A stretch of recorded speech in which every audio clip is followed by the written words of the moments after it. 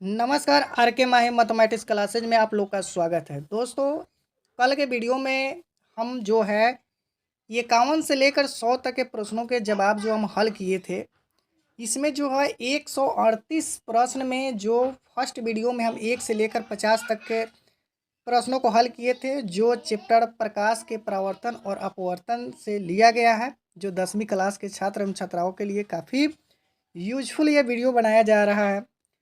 दोस्तों, ये इस चैनल पर जो पहली बार आप लोग इस वीडियो को देख रहे हैं तो चैनल को सब्सक्राइब कर लीजिए और बेल आइकन प्रेस कीजिए।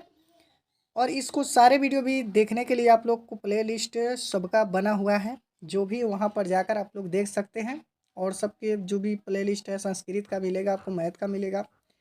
ठीक है दोस्तों, तो ज़्यादा समय ना लेते हुए, आप लोग का समय ना बर्बाद करते हुए, हम लोग चलते हैं क्वेश्चन नंबर 101 के पास।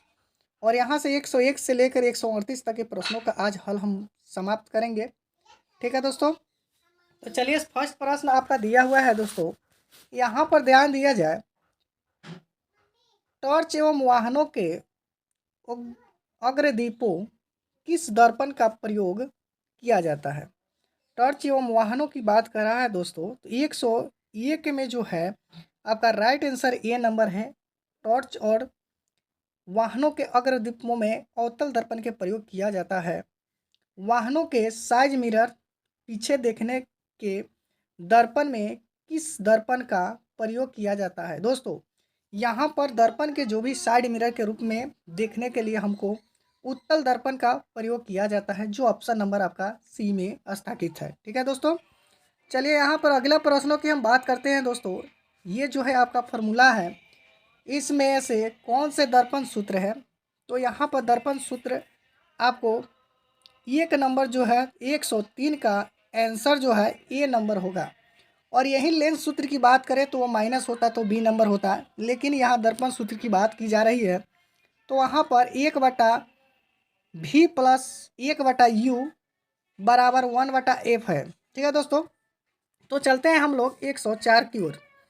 104 में मेरा प्रश्नों का सवाल क्या कह रहा है, दो पृष्ठों को घिरा हुआ कोई पारदर्शक माध्यम जिसका एक या दोनों पृष्ठों में गोलीय कहा जाता है। यहाँ पर 104 में कह रहा है दो पृष्ठों से घिरा हुआ कोई दर्पण माध्यम है जिसका एक या दोनों गोलीय कहलाता है। तो ध्यान दीजिएगा दोस्तों, 104 में आपका राइट आंसर जो हो जाता है ए नंबर, जिसको हम लोग लेंस कहते हैं। क्या कहते हैं दोस्तों? लेंस कहते हैं। ठीक है दोस्तों, चलिए आगे हम लोग देखते हैं। उत्तल लेंस को कहते हैं, तो उत्तल लेंस को किसको कहते हैं? 105 में आ जाइए दोस्तों। यहाँ पर उत्तल लेंस को हम लोग अभिसारी लेंस कहते हैं। क्या कहते हैं? अभिसारी लेंस कहते हैं। चलिए आगे हम लोग चलते हैं 106 की ओर। 106 में मेरा क्या प्रश्न कह रहा है, लेंस के कितने वक्रता केंद्र होते हैं। तो लेंस के कितने वक्रता केंद्र होते हैं? तो दोस्तों, लेंस के 2 वक्रता केंद्र होते हैं। ठीक है दोस्तों, ऑप्शन नंबर आपका ए नंबर राइट आंसर सही है। उसके बाद देखा जा रहा है, लेंस के केंद्रीय बिंदु को कहते हैं। लेंस के केंद्रीय बिंदु को कहते हैं। 107 का लाइट आंसर जो है प्रकाशीय केंद्र कहते हैं। क्या कहते हैं? प्रकाशीय केंद्र कहते हैं। ठीक है, चलिए हम लोग 108 की ओर चलते हैं। जब किसी लेंस की और समानांतर किरणें आपतित होती है तो क्या होता है? जब किसी लेंस के समानांतर किरणें आपतित होती है तो क्या होता है? 108 का आपका राइट आंसर हो जाता है सी नंबर होगा, जो आपको ए और बी दोनों आंसर जो होंगे, जो कागज सुलगाने लगता है और धुआं उत्पन्न होने लगता है। ये और भी दोनों आपका सही होगा। अगला प्रश्न है, लेंस में कितने फोकस होते हैं। तो दोस्तों, लेंस में आपकी फोकस जो होते हैं 2 होते हैं। कितने होते हैं फोकस? 2 होते हैं। ठीक है, चलिए आगे हम लोग देखते हैं। आगे 110 नंबर, लेंस की क्षमता एसआई मात्रक को क्या कहते हैं। तो लेंस की एसआई मात्रक होता है डायऑप्टर होता है। क्या होता है? डायऑप्टर होता है। अगला प्रश्न है, उत्तल लेंस की क्षमता होती है। उत्तल लेंस की क्षमता होती है। तो 111 के राइट आंसर हो जाएगा आपका ए नंबर, धनात्मक होती है। क्या होती है? धनात्मक होती है। चलिए आगे हम लोग देखते हैं। चलिए, बहुत अच्छा ही प्रश्न है। कहा जाता है दोस्तों, अगर ज़िंदगी में बड़ा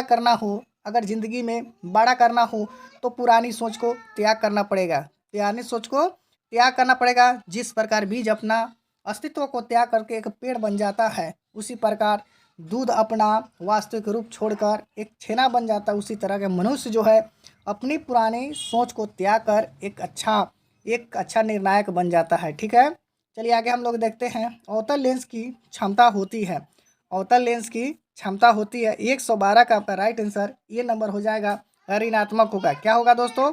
ऋणात्मक होगा। प्रकाश का गमन करता है, प्रकाश गमन करता है, तो प्रकाश गमन करता है, किसमें गमन करता है?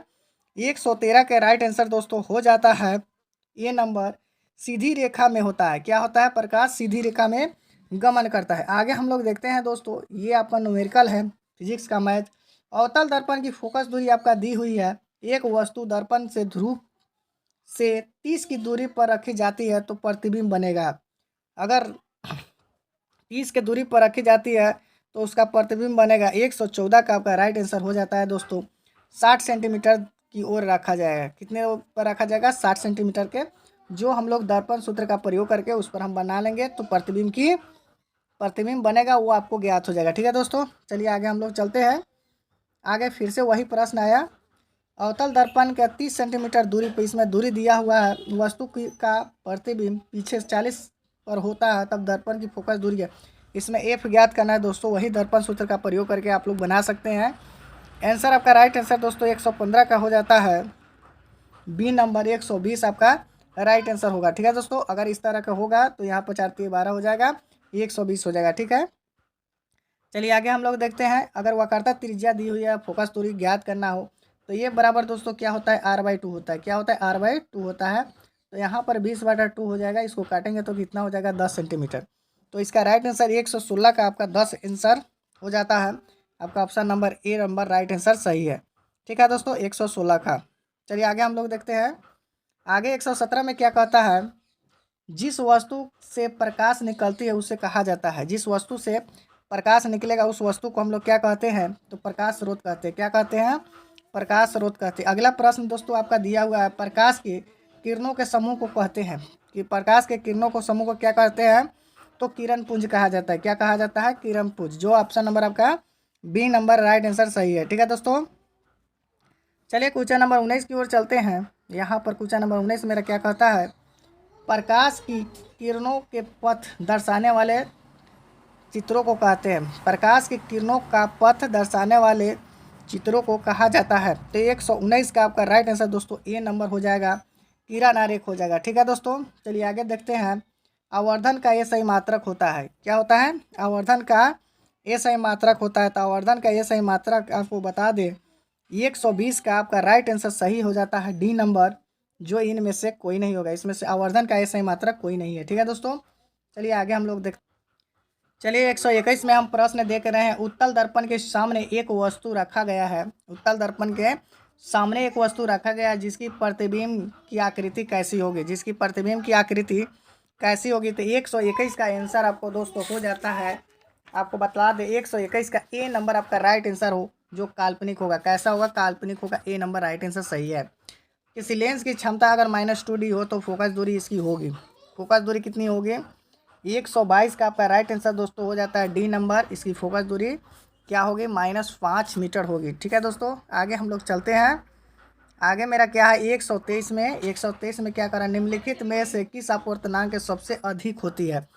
निम्नलिखित में किसका अपवर्तनांक सबसे अधिक होगा? 123 का आपका राइट आंसर दोस्तों हो जाता है, डी नंबर हो जाएगा। क्या हो जाएगा? डी नंबर, जो हीरा होगा। ठीक है, हीरा का अपवर्तनांक सबसे अधिक होता है। आगे हम लोग देखते हैं 124 में क्या कहता है?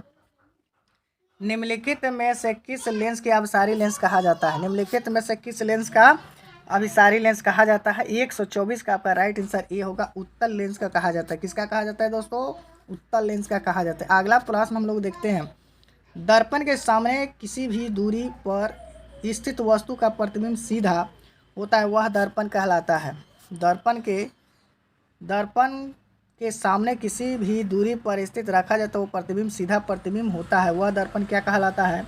125 का राइट आंसर आपका डी होगा। क्या होगा? डी होगा, जो समतल अथवा उत्तल हो सकता है। ठीक है दोस्तों, चलिए आगे हम लोग देखते हैं।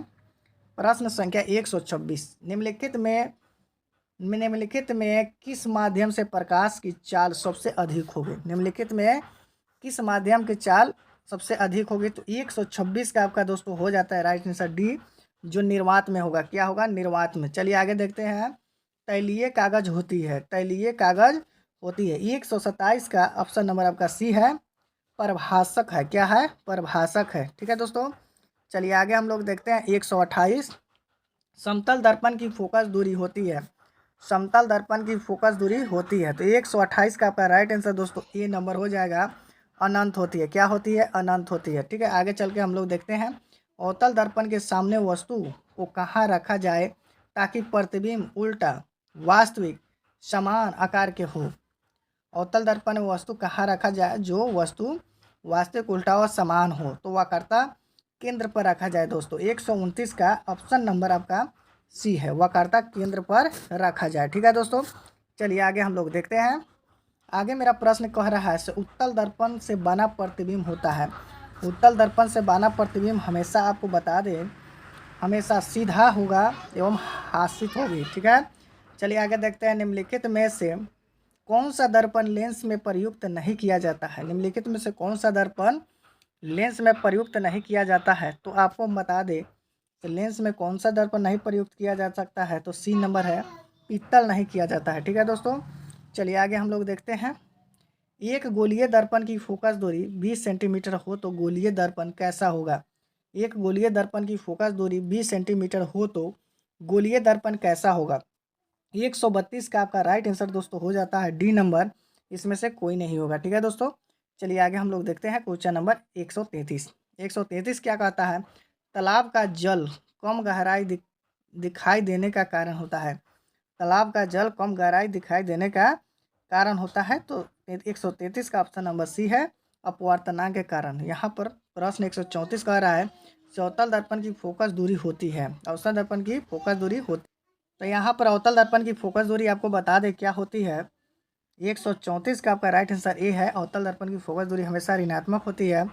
किसी भी अवतल दर्पण की फोकस दूरी एफ और उसकी वक्रता त्रिज्या आर हो तो निम्नलिखित का संबंध होगा। तो 135 का आपका राइट आंसर दोस्तों हो जाता है बी नंबर। क्या हो जाता है? बी नंबर, ए आर बराबर 2f होगा। ठीक है दोस्तों, चलिए आगे हम लोग देखते हैं। 136 में 136 प्रश्न क्या कर रहा है? एक पारदर्शी का अपवर्तनांक बाहरी त्रिज्या 20 सेंटीमीटर हो और भीतरी त्रिज्या 9.8 सेंटीमीटर हो तो आपतित प्रकाश की किरण कैसे व्यवहार करेगी? तो 136 का नंबर आपका राइट आंसर हो जाता है दोस्तों। 136 का डी नंबर होगा, अवतल लेंस की भांति होगा। क्या होगा? अवतल लेंस की भांति। 137 और 138 लास्ट आपका प्रश्न है। चलिए यहाँ पर देखा जाए दोस्तों, उत्तल दर्पण की में प्रतिबिंब बनता है। तो उत्तल दर्पण में हमेशा प्रतिबिंब जो है बनता है, क्या बनता है? आभासी बनता है, आभासी बनता है। ठीक है दोस्तों, क्या बनता है? आभासी। अब यहाँ पर अगला प्रश्न जो कह रहा है प्रकाशीय माध्यम कितने प्रकार के होते हैं? तो प्रकाशीय माध्यम जो होते हैं 3 प्रकार के होते हैं। ठीक है दोस्तों, आज जो है 138 तक हमने इसमें 3 वीडियो हमने लोड किए हैं और तीनों वीडियो आप लोग जो है प्लेलिस्ट इसका बना हुआ है और वहाँ से जाकर देख सकते हैं। वहाँ से ना मिलेगा तो यहाँ पर टेलीग्राम का लिंक दिया हुआ है, टेलीग्राम चैनल पर भी जाकर पूरे मेरे वीडियो को देख सकते हैं दोस्तों। तो चलिए, आशा है कि आप लोग को ये वीडियो अच्छा लगा होगा। अगर वीडियो अच्छा लगा होगा तो चैनल को ज़रूर सब्सक्राइब कीजिएगा और बेल आइकन प्रेस कीजिएगा। और जो भी दोस्तों कमियां दिख रही है उसमें कमेंट बॉक्स में कमेंट करके हमको ज़रूर सूचित कीजिए ताकि हम बेहतर से बेहतर आप लोगों को वीडियो बनाकर दे सके जो आपको परीक्षा में काफ़ी उत्तम सहयोग मिल सके। ठीक है दोस्तों, तो चलिए आज के लिए मैं इतना ही कहना चाहूँगा दोस्तों। जय हिंद, जय भारत, जय बिहार, वंदे मातरम।